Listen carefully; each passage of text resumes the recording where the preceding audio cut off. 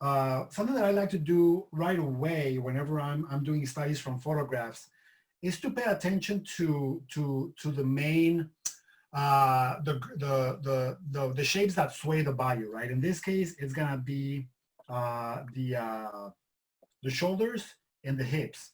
The next thing is that I like to think about almost like a roll of toilet paper that joins from one joint to the other, right? Like think if this was a toy.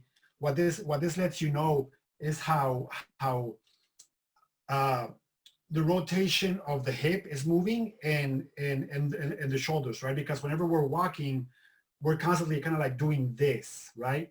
So by doing this here, by looking at this photograph, it lets me know right away that the angle of the entire the rib cage is kind of going like this, right? Uh, and this one is more shallow. So we know that the rib cage is turning away from us and the hips are moving towards us, right? So you get that kind of twist happening uh, here in the midsection, right?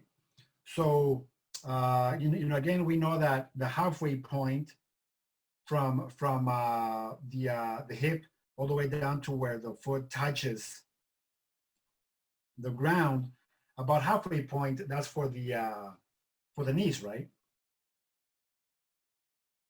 Halfway point is going to be about the knees, right?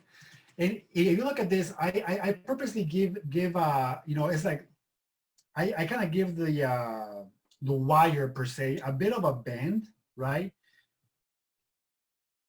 Because that gives it bounce. It could be a straight line, but that looks that looks too stiff, right? Like that looks way too robotic. But if you give it a little bit of a curvature,